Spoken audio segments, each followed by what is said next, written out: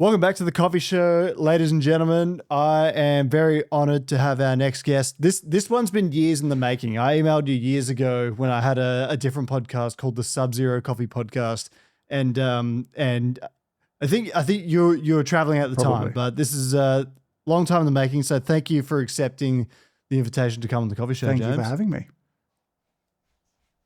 First thing I'll ask you about is that you're reprinting the Coffee Atlas so you've got the 3rd edition coming out, and this was like my Bible when the 1st edition came out. Like I learned so much from it. So first question, why are you doing this, and what's in the 3rd edition? Why? The easy answer would be like contractual obligations, but that isn't actually true. Look, the world of coffee has changed a lot. Like I wrote the book originally, 1st edition came out, I think 2014.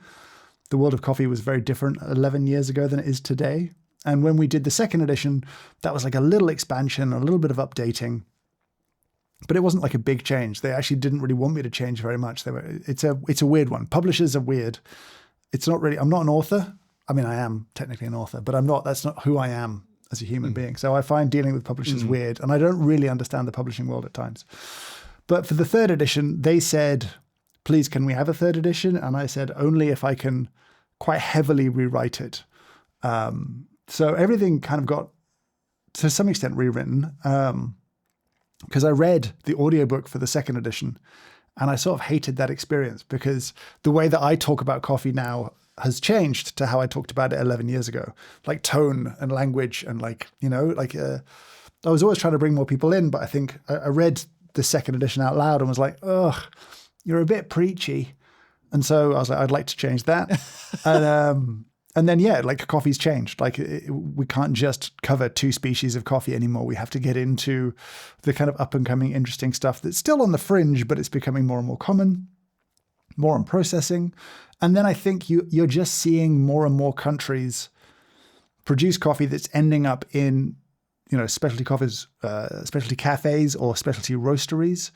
And so, going all the way back, like the book was kind of originally written for me in a weird sort of way. I remember very, very clearly, I know where I was, I know what was happening, I know the coffee I was tasting, and it was coffee from Sumatra. I was at an importing company in the UK that was a sort of pioneering company called Macanta. And I was like, where is this coffee from exactly? And there was a bit of shrugging. And I was like, okay, look, just tell me which book I buy that has the maps of the different countries in it so that I can just look at where it is and I can understand it. And they're like, that isn't really a thing. And this was 2006, probably, maybe 7. Okay. And there was like an old Philippe Jobin book that was written in the 80s or 90s that had a lot of country information, but also nothing remotely relevant to the kind of specialty coffee, which is all about traceability and where exactly this thing came from. So I started scraping together the information before I got a publishing deal for it, because I just wanted to have that info. And sometimes you could get it quite easily, like certain coffee producing countries like Costa Rica or Colombia would publish maps and be like, this is the region. And then the rest of the world, it was hard to find. So I wanted it as a reference for me because I can't keep this stuff in my head. And so that's where it kind of came from. And I think it's still like, well, there's a lot of words and places and things and terms we use all the time. It would be nice to make sure that there is a point of reference somewhere for people who if you want to know what thermal shock vaguely means, not that anyone really truly agrees on what it means, but there's a place you can look that up. Yeah. Or if you want to know, like, does Taiwan produce coffee? Yes, it does. And here's the deal kind of thing. So that was the why. They've got a Cup of Excellence now. Huh? Yeah, well, Taiwan? Yeah, they have a Taiwanese Cup of Excellence every year now. So, that seemed to be establishing. Yeah, it makes it difficult to get the book printed in China, but that's by the by. That's fine. Like, I was happy with that. So anyway, as an example, that's the sort of why of this whole thing. And I was quite reluctant to do it because I don't really enjoy writing the book.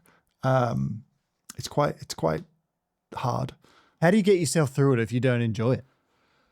I tell myself I'm going to enjoy having finished writing the book. Do you know what I mean? Like when there's a finished thing, that'll feel nice. And so I don't know. I think delayed gratification works for me. As I get older, So go ahead. as I get older, it just gets so much harder to do things that I hate. Like and in a way, owning your own business, it makes it even worse because you dictate so much of your own life. Not that you're like, you don't work, but you work in your own style. Yep. And I feel like it kind of prevents you being able to adapt to other things as easily. So it kind of affects your mindset. Not that it's a bad thing in any way, but like it kind of conforming to some other sort of structure becomes more difficult. It is that. The problem I have with the book is that there's not really many ways to get it fact checked because some of the information just isn't really easily fact checkable. Like I worry quite a lot about the book sort of accidentally becoming a truth, if that makes sense. Like you write something and it doesn't become contested in any way, and then it just becomes a kind of truth. And this actually happened during the research for the book. I contacted the coffee producing board of a particular country. And I said, give me whatever you've got about various regions and whatever you can share. And they sent back a document. And I was reading it, and I was like, this is weirdly familiar. And I was like, no, they've just lifted this from the atlas. They're now sending me my own work back as like research. I'm like, well, no, I need no, that's not. Anyway, it's flattering to a point that they thought this was correct enough that they could turn it into sort of national promotional material. But at the same time, I don't know, like there's countries that we can't put maps into the chapter because, like Bolivia, if I draw a map, I'm deciding where coffee grows in Bolivia in a weird sort of way. Do you know what I mean? Because there's no organization that's doing that. Coffee production is too small there. And so rather than create an accidental manufactured truth, I'd rather just not put a map in. It's a bit weird. Bolivia is a marvelous place. I actually went there a few years ago and saw some of the coffee growing there. It's exceptional. If you haven't been, James, I highly recommend. I would like to spend some time there. But yeah, production's so tiny, but it's also so delicious, and so it's kind of it makes me sad sometimes to think about the sort of disappearing of coffee from Bolivia slowly. Well, the Rodriguez family are really reinvigorating that specialty coffee growth in particular. So I think there's hope, James. I think there's hope. But there was something you said at the beginning of your answer there that I just want to. I was going to ask you this later, but it's a good time to ask now.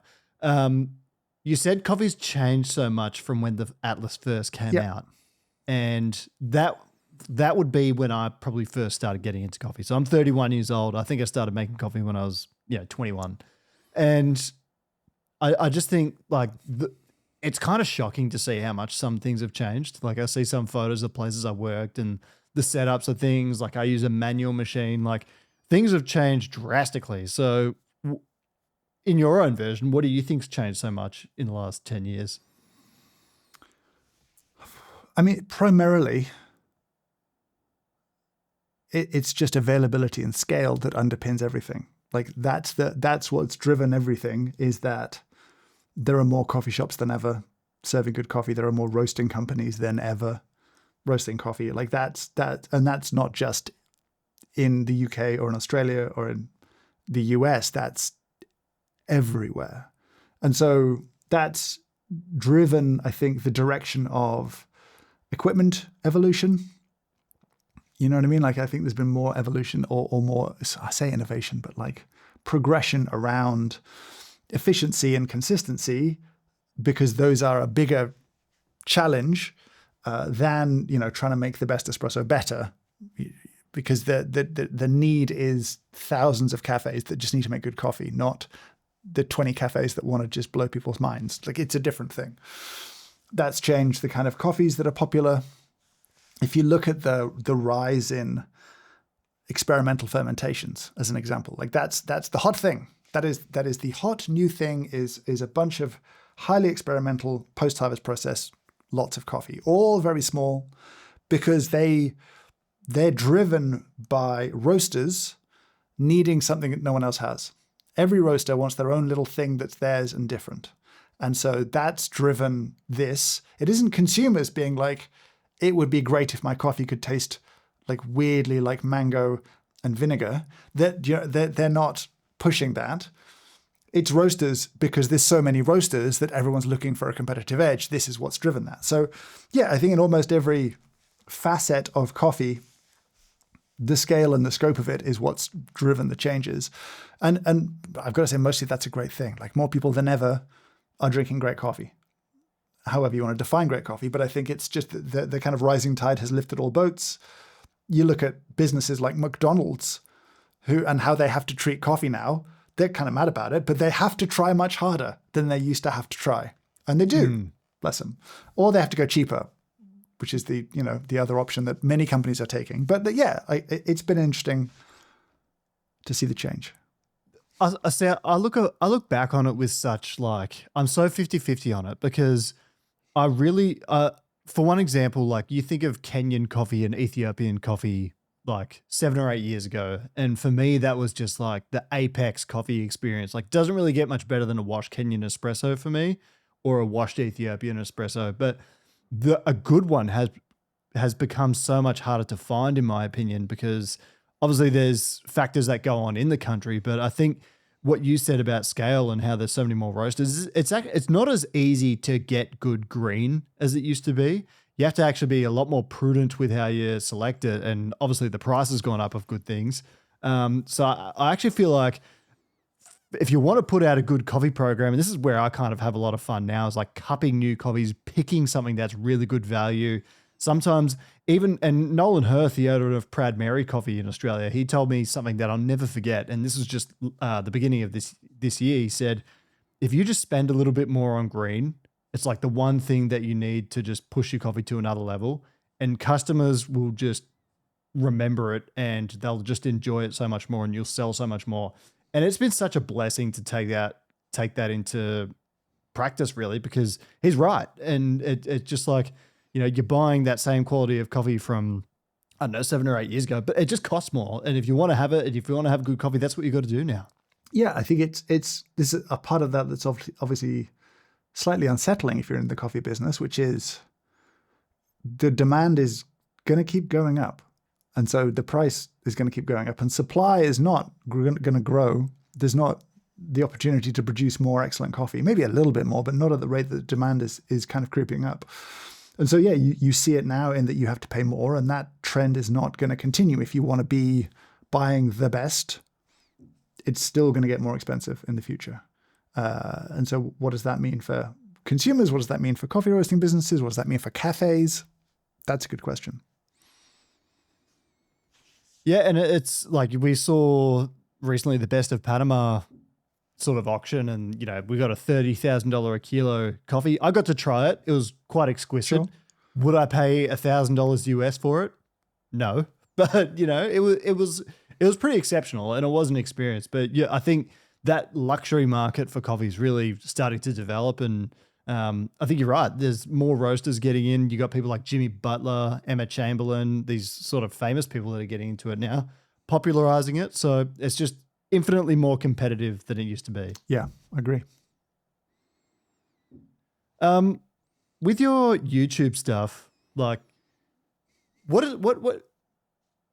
goes into making a video? I watch a lot of your things, and obviously they're very detailed, but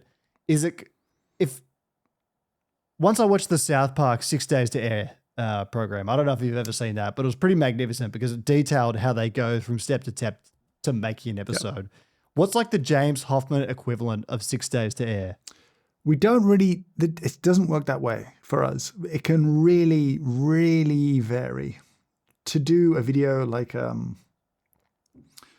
I bought David Lynch's coffee maker a while back. I bought it at auction. And so the video, I suppose you could argue the video began when I was like, there's an auction, we should buy something.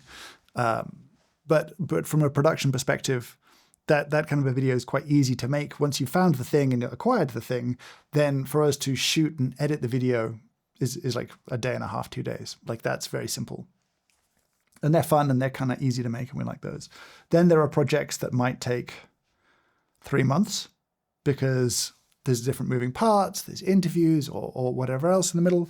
There'll be products testing will generally rarely be under a month for anything like that. And we don't publish most of the data we collect.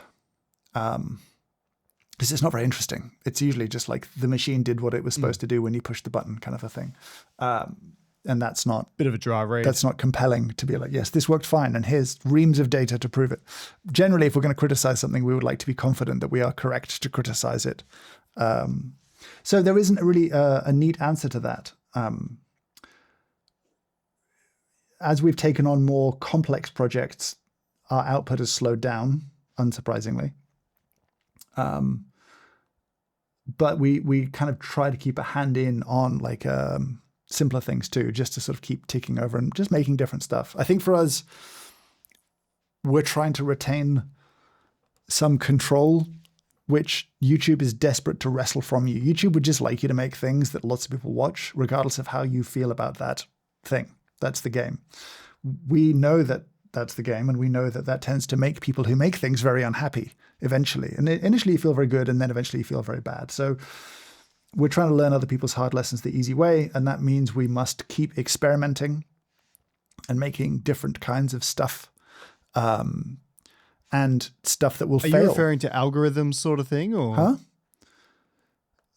Are you referring to like algorithms and that sort of thing, like with YouTube making it harder? Oh, or? to some extent. Like inevitably, if you look at YouTube's back end, they'll tell you how your last video did out of the last 10. They'll be like, this is a 1 out of 10.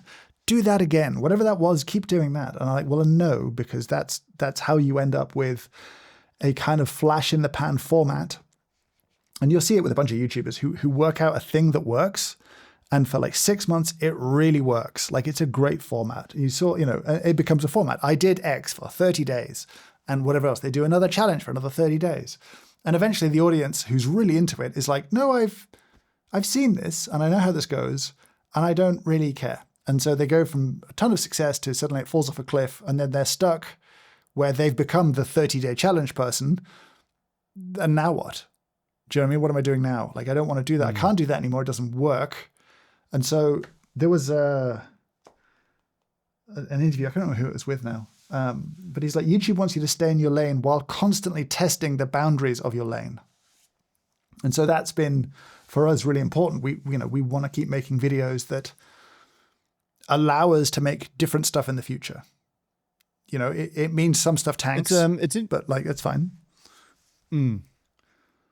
It's interesting you say that, because like if I was watching your interview on the Diary of a CEO, and obviously that's one of the most prestigious sort of podcasts to get onto these days. But he's doing these like really interesting things. Like he seems like he's constantly evolving and got new ideas. But he does this thing called Behind the Diary, and when I first watch it, as someone that does a podcast myself, I'm like, God, this is so edited. Like, I don't know how someone sits there and makes this thing with all these effects that come on during the episode. And obviously he's got a great big team, but like the guy's just driven like crazy. But to where this draws back to what you were saying with is like, you kind of want to keep the creativity within the creator and let them cook, so to speak, because, if you're doing, eating bacon every day for 30 days, will my arteries clog, can get a bit dry.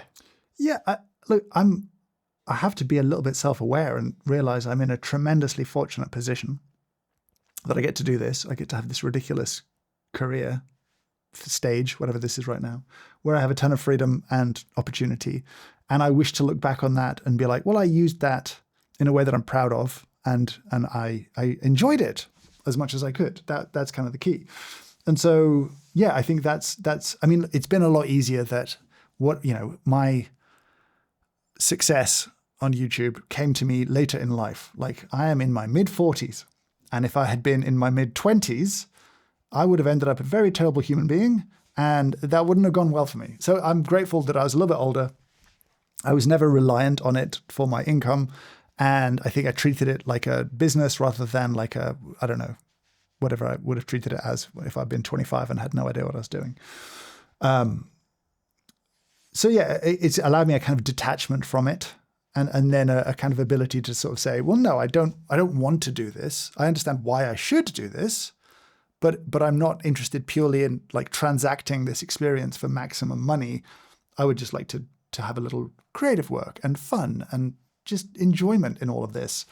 because, that's satisfying in a different way than chasing numbers, I think. Because numbers, you're never satisfied by numbers. Like everyone who hits 1 million subscribers will know the feeling of like, oh, I guess so. Like it means nothing. Like it's just great. Now it's 1 million. Now what? I have to wait for 2. Then I get to 2. Then what? 3. But what? Like there's no satisfaction here. So let's not chase that. And so that's been, it's a kind of liberating way to think. I think a lot of people get stuck on the whole, it felt good, but maybe more will feel better, but it doesn't, but they keep chasing. And you meet people like that with money, I guess, too. So, yeah. No, I feel you totally, because once you achieve something, I think almost my personal impulse is to just be like, all right, well, what next? So I totally get you. I want to ask you a little bit about coffee now, but go back to coffee, because so besides being a YouTuber and a World Barista Champion, you have your own business called Square Mile Coffee, and you actually wholesale to other businesses. So I'm curious to know, how much do you work on that part of the business, and what involvement do you have with your customers? And to that end, what makes like a good business in 2025 where the game's just changed so much? It's a good question. So I'll try and, because there's a bunch of questions in there, I'll try and get through them in a semi-sensible order. So for clarity, I am involved in Square Mile, but I don't technically have a job there anymore. We worked out over a decade ago that any process in the business that required me being in the country, in London, in the room, was probably flawed because I was traveling a lot. I was doing everything from consulting to presenting to whatever it was back then, pre-YouTube. And ultimately, the business was a small, medium-sized business at that point, and I was probably the wrong person to be running it anyway. So I transitioned out of the managing director role a long time ago now. And Felicity Whitehead, who runs it now, she took over, and we have a great working relationship. And so I'm at the roastery a day a week, but I generally know what's going on, and I'm kind of aware of stuff every day, if that makes sense. So yeah, I still have an input into whatever they need me to have an input into. Founders who step out of operational roles tend to be a nightmare in most businesses. And so we worked quite hard on the protocols of like, how do I not cause trouble? Because founders will always be able to roll back into the business and get someone to do something. They'll be like, I've got an idea, we should do this. And what they can do is set little fires, derail teams, and then essentially undermine the person who's supposed to be leading the company.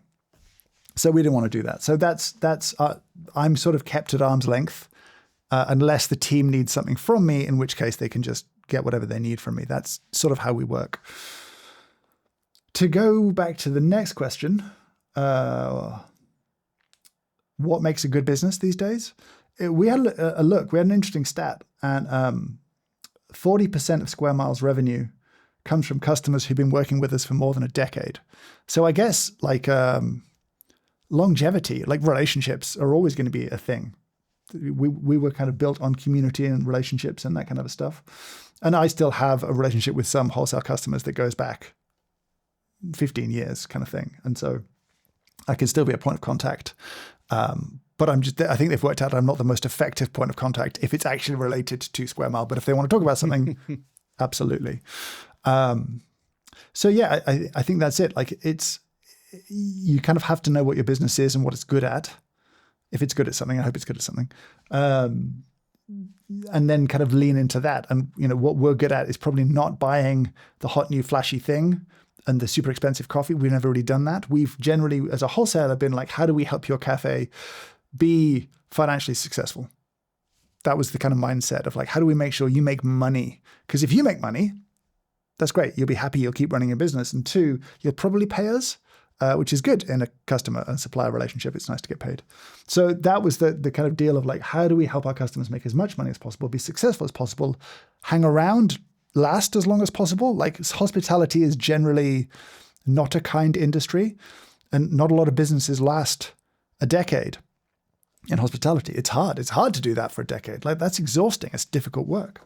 And so I think we felt good about the fact that like nearly half of our revenue comes from businesses who've worked with us for more than a decade. That's sort of, it's not a testament, but it's like we feel like we gambled on the right thing to some extent. It's a good metric. Sorry? It's a very good metric. Like if you would have one thing said about your business to have like those long-term customers, especially in a wholesale capacity, I think, yeah, it's definitely a good green flag. I just feel like so much has changed in the cafe space now because it seems like if you want to have a good launch, a lot of, I'll see a lot of things on Instagram or TikTok where it's someone's documenting them building the cafe, and you see so many examples of it now that it's really not unique, but it kind of seems like the standard. And, a lot of people say the story over product is kind of what's going on these days. But like, for one, like I'm a bit on the fence about that because I feel like social media has been both good but damaging for the coffee industry in that way. And two, I kind of feel like in terms of what makes a good cafe these days, in home brewing, I feel like it's very... You don't really need to spend that much money and have a big elaborate setup to make great coffee at home. But I feel like in the cafe now, it's actually, I really advise people to invest in good technology, especially if you're in like a high volume setting, because the return you get is just so good. And the way staffing is these days, like I would really advise that people listening to this invest in good technology for their cafe, because the game's just changed on that end. Do you agree? Yeah, I think you've got to understand what your business is, what it's going to play to in terms of its strengths, and then, invest appropriately. Like inevitably, coffee markets around the world, the machine side of things is kind of messed up by the whole free on loan thing, which I get the appeal of it.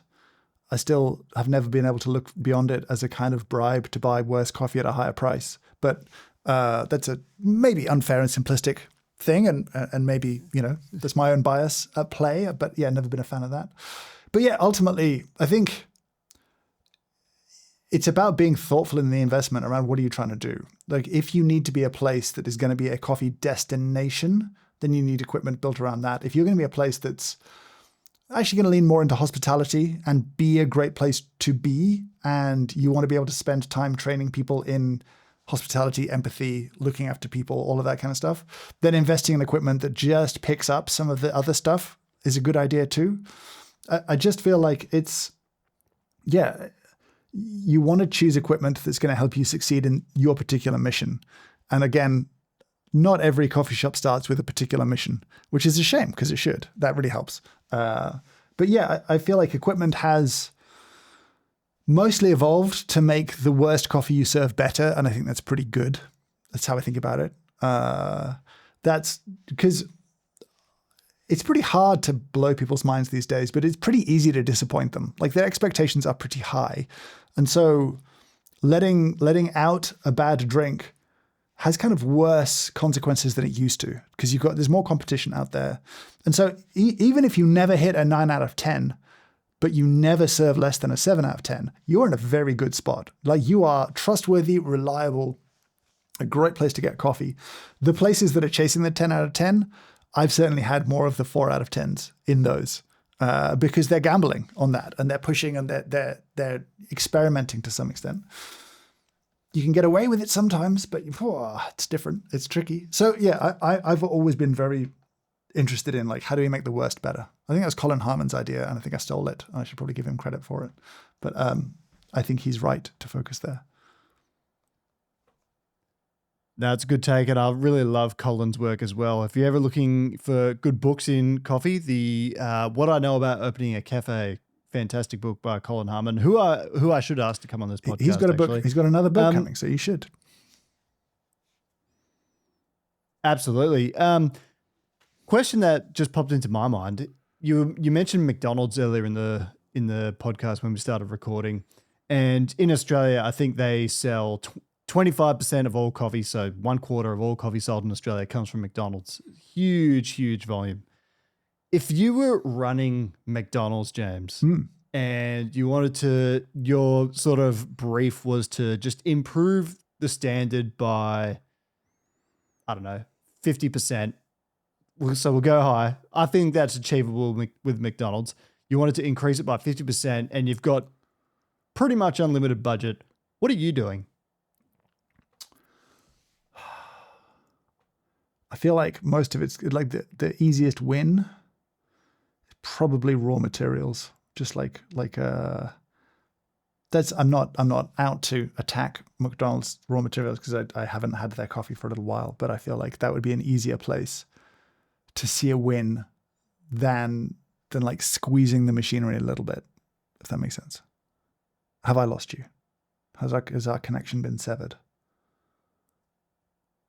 Oh, are you back? What's going on here? I feel like I lost you. Yeah, I'm back. Sorry, my Australian internet's not the greatest. Okay, I wasn't sure if it was you or me. I think mine is usually good, so I just wanted to check. But I wasn't sure if I was coming through. Yeah, it'll probably be mine. Did you hear my answer? Is the question. No, I didn't. But was it good? No, it was a great answer. Dude, it's amazing. No, it wasn't a lazy answer. It was the obvious answer, which is like without slandering McDonald's raw material, I think like just the coffee they serve is going to be the easiest win there. I feel like they're inevitably very price pressured in that. And if you could relieve a little price pressure in their raw materials and their kind of roasted product, that would give you a quicker, better return than switching out a grinder or like focusing on water treatment or anything like that. That would, I think, be the easiest win for me. So is that spending more or just getting more out of it? I think initially probably spending more. Like they're going to have a real ceiling on their raw material price. And the thing that bothers me is that to significantly increase that price would maybe add 5 or 10 cents to the cup cost. Really? You know what I mean? And that would do a lot to lift the quality of the raw material. And it would be better value for money than the cheaper drink, I would argue. Is there enough coffee in the world if you were to take that action to be able to facilitate that? Like, good question. Probably, well, I don't know. It would definitely mess with pricing everywhere. But it would probably require them to invest in coffee producers and sort of have a bit more of a substantial relationship if they wanted to achieve that, to be honest. Yeah, I think you could probably get away with writing a long-term mutually beneficial contract and secure supply that way.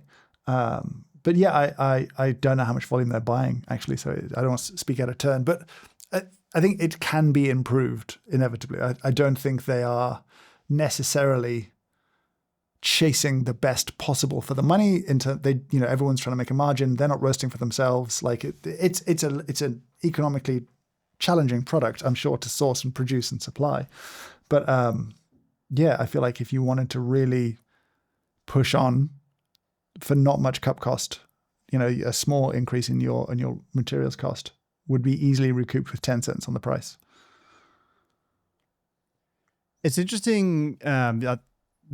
I think you mentioned a little bit of it before, but there's businesses like Luckin Coffee and what's that, Blank Street Coffee, that they're really taking this approach of doing effectively really cheap coffee, but really conveniently.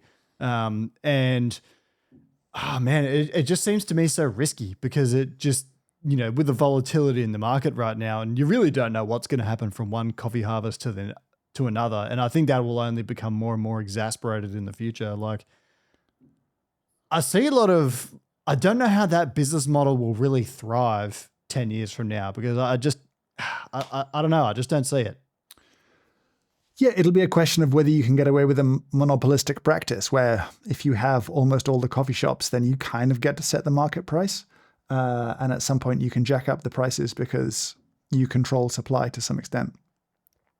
I know Luckin had been aggressive with sourcing. Like there was a Instagram post floating around for a while when the market was back at $2.50 that Luckin were trying to contract dozens of containers at $2.80. Just they're like, the price is going up. We just want to lock in an enormous amount of coffee right now. And that was, if they got that trade locked in, yeah, good work. They paying well over the odds. Not now, like that's well under the odds now, but like, yeah, that was interesting. So clearly they are thoughtful in that regard. Blank Street, I don't really see the same way as Luckin. Luckin are just a whole tier above, and Cotti Coffee in China as well freaked me out. Like the rate of growth to open 10,000 stores in 2 years, logistically it makes my brain bleed. Like I can't comprehend just how you do that. That's 10,000 in 2 years. Do you know what I mean? That's like 15 a day, every day. Yeah. Tomorrow, another 15. Day after, another 15. And you just keep, that's it, every day. How? How do you QC those bars? How do you QC the fit outs? Who's selling them chairs? Like what the, China is a scale that is beyond my comprehension. Well, you can't actually order with a human. Like I was in Singapore airport a few months ago and I tried ordering from the Luckin terminal and I just couldn't. It wouldn't allow me to for whatever reason. And I was just like, well, this blows. I'm out of here. Fair. So I never got my Luckin coffee, which is a little bit disappointing. But yeah, the expansion is kind of mind-boggling. You're right. Like all the resources that go into it and how they finance it, I just don't know. But it feels like it's not even built to profit. It's just built to grow. And, even with their New York stores, like I think it was an MSNBC report that I watched on YouTube the other day where they calculated that they can't actually be profiting yet at their New York locations, but it's not really their desire at this point in time. It'll just come eventually. But anyway, I'm not sure how that works. But do you ever feel like you have moments where you fall out of love with coffee? Like you've been doing this for 20 or so years now. And I imagine there's probably been days where you're like, why do I do it? I have them. Two weeks ago, I'm like, do I really want to do this? But do you have those moments? Less so now. I had a really big wobble maybe a decade ago where I thought maybe I'm really done with this now. Like I just worked stupidly for long enough that I'd burnt myself out and I was tired and grouchy and it wasn't much fun. And I looked at some other roles outside of kind of coffee at the time, more food and technology, which has always been an interest for me. But they didn't quite pan out and they were fun little, diversions in my career, but it was it's been tempting. And I do wonder, at some point I probably won't be making videos. So what am I going to be doing then? I don't know yet. I'm kind of relieved not to know. I don't know. I think it would have freaked me out in the past, but now I feel like it's less pressure. But it's pretty easy to do. I think if you I had a poor work-life separation for a good long while, challenging work environment for a while. And it was just like, this isn't fun anymore. And there are moments doing this where I will occasionally end up feeling pressured to know about every grinder and burr set that is in the market because I feel like I'm supposed to know about that now. And yet I just can't, my brain just doesn't want to care. I just don't, do you know what I mean? Like it's not that I don't think they make a difference. I'm not arguing that burr sets don't make a difference. I just struggle to muster enthusiasm to know about the latest and greatest particular way of, cutting teeth in a circular disc of metal. That's me, you know what I mean? And so I step back. Well, there's a few things about that. One, there's no way you could possibly keep up with the amount of grinders and things coming out these days. And I'm sure you get sent a lot and have a lot of requests to review them and all that sort of thing. But secondly, like you're in a position now where you don't need to do any of this. You're probably in a position in life where you don't need to be a coffee guy, a YouTuber, and all that sort of thing. And I'm curious to know, like, if tomorrow you quit coffee, what would you be doing? What would you choose to be your vocation? I don't know. I have no idea. Genuinely, I have no idea. If you cast me from coffee, threw me out, I don't know what I'd do. I'd probably, I have dumb ideas for YouTube channels that I would like to exist. So I might do some other random YouTube channels. But can we know what those are? Oh, they're not very exciting. I think I would just enjoy making them. I really like cookbooks. I have a lot of cookbooks. I can't help it. I like to acquire them. I do like to cook from them. But I feel like the world of cookbook review doesn't exist in a useful way. And I feel like if you had a channel where every week you reviewed a cookbook and included some recipes and cooked them and talked about them and talked about how the food actually tastes and how hard it was to cook and gave a vibe of the rest of the book, then I would watch that video if it was 12 minutes long and be like, those sound like things I want to eat. I should buy this book or not. And then that would be, there's infinite ideas, constantly new things. And then people like recipes and that would just be, I think that would be useful. I would like that channel to exist so I could watch it. And that's for me a pretty good metric of things that I want to do, are things that I would be pleased to be the viewer or consumer of, I guess. That's a weird thing. But stuff like that, that would please me. I kind of feel mad. So I don't receive any products from anyone because they all know I won't take them. And I'm very fortunate that we have a review system that's funded by Patreon, which means that we pay full price for everything and I just buy it. And it makes certain manufacturers kind of mad that I will not be helpful in terms of how I work. But that's the deal I have with the audience is I don't take things from them. I buy it, I review it. And if I review it, it's honest and I stand behind it, kind of thing. I'm surprised that model isn't more common.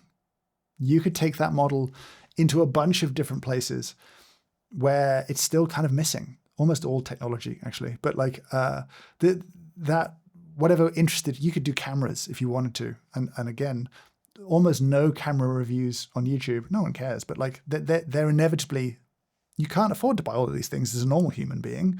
But if you could build a model where you could get the support from an audience who sees value in sort of transparent journalism that they fund, you could build a little channel and a business that way. I don't know. Like I'm very aware I'm in a privileged position where I was maybe the first to push this out there in coffee. And so I kind of captured the audience that was willing to spend the money to support this. And now there's not a lot of those people who have extra money left. So I put my hands up and I'm very fortunate. I get it.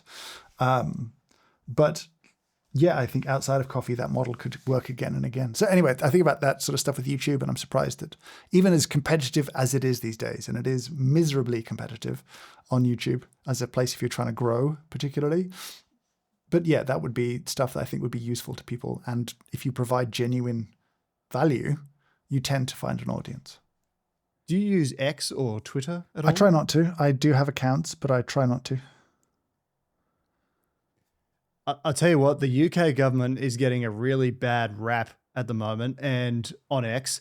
And I almost I know it's not all true, but isn't it kind of crazy how like on things like that, what people say versus what the actual reality is just so completely different? Yeah, I mean, I kind of, to some extent, feel like it's probably time to switch off the internet. I don't think we're allowed it. I don't think it's good for us. I don't think it's working out. I think social media in particular, it would be temporarily painful and we'd move past it. But I do just feel like maybe we shouldn't have that anymore. It's not going well. Like once we decided that everything should be algorithmically driven in terms of what we see, we ruined the internet for ourselves. And then we added, LLMs that can create some good dead internet for us where you don't know if you're talking to another human or just another bot. But it's bad. We shouldn't allow this to happen. But yeah, I think you're totally right, because I'm so sick of social media. And I think if there was like a global referendum of some sort that just completely banned and outlawed social media tomorrow, the world would be such a better place. Like, take me back to like the Nintendo 64 days or going to the video store and all those things. Like, because we have such abundance now, I think we really struggle to enjoy. And, I'm totally with you there. And you see the political rhetoric, it just seems to heat up month after month, like get even hotter. And like this month, I'm like, gosh, just like what planet am I living on? But anyway, still very refreshing to wake up and have coffee every day, I guess. True. Yeah. I feel like the one contribution that OpenAI and others may make to society is that they do kill social media by flooding it with bots to the point that you're like, well, why would I bother posting to social media when it's just bots there? I'm going to go outside instead. And I think that would be a great success for those businesses. Other than that, not a huge fan. Anyway, moving on. Where do you think the coffee industry, like what do you think collectively we could improve on as an industry? Because I feel like there's a lot of infighting in coffee in particular as well, but where do you think we could improve as an industry? Good question. bunch of places. I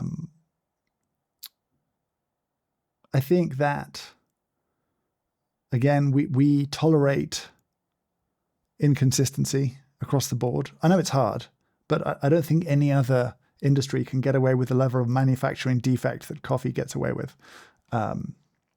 Be it, if you asked roasters and production roasters who cupped everything, how truly happy they were, what percentage of batches they were truly happy with, that number's not high enough. And that's not just anyone, but that's everybody, right? Like it's really hard. Even coffee shops, again, how many shots a day were out of spec? And, in most manufacturing, which is what coffee shops kind of are, you have a 99.9% target of like not flawed. We don't quite get there. So again, it's not the most exciting part of what we do, but I think it would reap rewards. Beyond that, I think coffee's grown and it's been through a little bit of ups and downs with people, but I think that we've kind of moved to a point where the trade between, what's the word I want here? Basically, let me go back. When I started in coffee, if you knew about coffee, that was immensely useful. And acquiring coffee knowledge was super useful.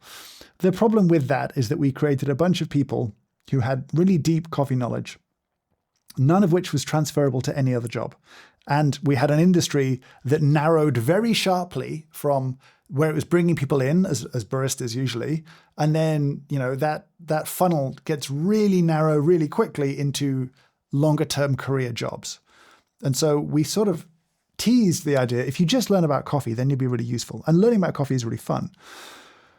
But we didn't really focus on transferable skills, and we didn't focus on how valuable skills outside of coffee are. That I think is starting to change, but it's still a little bit slow.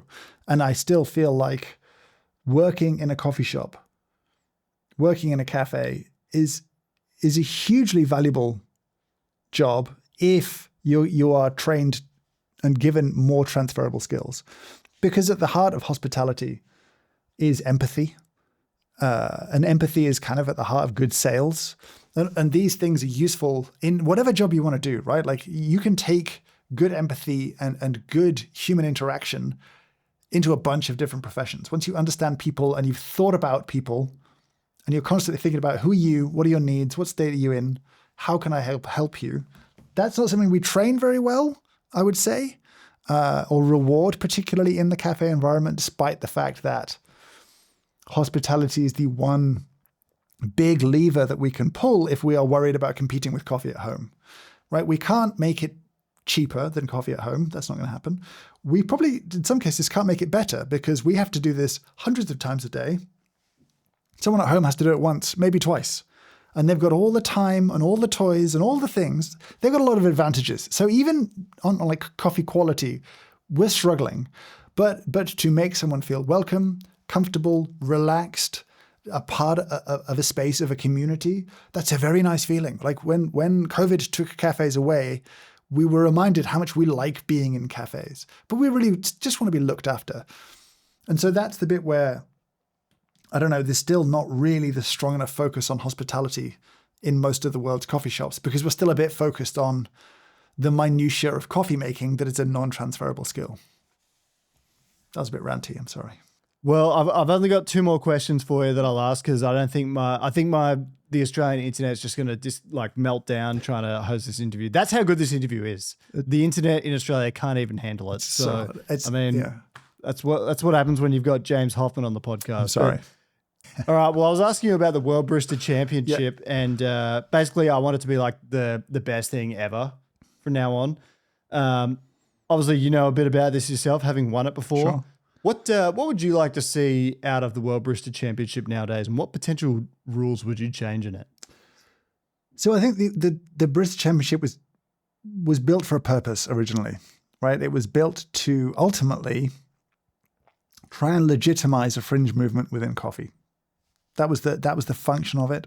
And if you look at how it was set up and how it was rewarded and the way it was scored, we were trying to celebrate the idea that making coffee was a real skill, that sort of interaction was really important.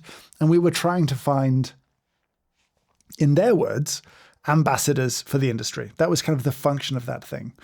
And that's what you ended up getting. And you was reasonably successful in that front. I feel like it helped legitimize being a barista as a career, that it was a skillful thing.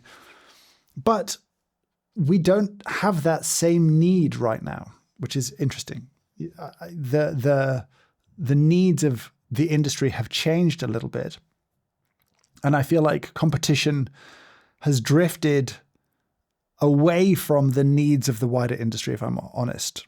That isn't to put anything, there's some very skillful people competing, and within the confines of the competition and the rules of the competition, they're doing incredible things. But it's why you've seen a greater focus on kind of coffee, and it's become a little bit of a sourcing competition as much as it's become a barista competition. So I feel like we have to decide what it is we want from this. If we want, if you want wider interest in coffee, then you can't have a sort of competition where watching it, you have no idea what's going on, right? Like I've sat to commentate on stage and watched the 6 finalists, and I've even tasted their espressos afterwards, right? And I've been in that game, I was in that world deeply. But if I'm sat up on that stage, watching these up close, tasting some of the drinks, and I don't know who's won, that's not a very compelling visual experience. The last question I was going to ask, I'm on my phone now, so it should work. But what's one thing you want the audience to know about James Hoffmann that you don't mind sharing? I know you're a private guy, but like, what's one thing that you probably wish more people knew more about? It's nothing. You? That's the thing. Like I feel like they know too much already. I really, it's like a weird thing for me. My obsession with privacy, but it's definitely a thing. No. I feel like people know enough. I don't know how to answer that. Like my obsession with privacy is mostly out of like the internet can get weird, and you can have a really weird relationship with people who watch your stuff on the internet, because you can, if you want to, you can binge my videos for probably like 70 hours straight, right? We could hang out for like 3 days without a break if you chose to do so. I'm not suggesting anyone in their right mind should do so, but that can lead to parasocial relationships developing where you feel like you know me because we've hung out for such a long time. For you, but obviously not for me. And so the less of myself that is on the internet outside of my interest in coffee and my communication of coffee, the better is that weird sort of thing, which is, it's such a depressing and kind of dark answer to the question, but something I very deeply kind of believe in and wish to practice. I feel like I'm old enough to have remembered privacy. Like there are no photos on the internet of me under the age of 25. Do you know what I mean? I experienced genuine privacy at some point in my life where none of you know how I looked when I was a teenager. And I'm grateful. I can burn those photos and they're gone forever. Do you know what I mean? Like I can just do that. I've seen some of you, younger, and let's just say, look, you've aged well. Teenage me, it keeps the trend going, if that makes sense. Like nothing was good. But, like privacy was a real thing. It was an option. It was a choice. And it isn't really now. And so I'm sort of obsessed with keeping whatever last scraps of privacy we may have, despite the fact that I broadcast myself to the internet often. So, there's obviously a bit of a paradox in that one. But that's a very long answer to a question where I could have been like, I really like buying bags or something like that. But like, sorry. No, I'll take it. And, that's probably any answer to that question is the right answer, because I think that's a good reflection to take on that one. And I should probably be a bit more private myself. I'm like, people by now, I probably don't leave anything else for people to discover, because like right now people would know Kirk's really into coffee, American football, boxing, UFC, and like that's pretty much it. That's my life these days. So, you found things you like. You all know all. Yeah. Are you a sport fan? Surely you can reveal that. Not really team sports.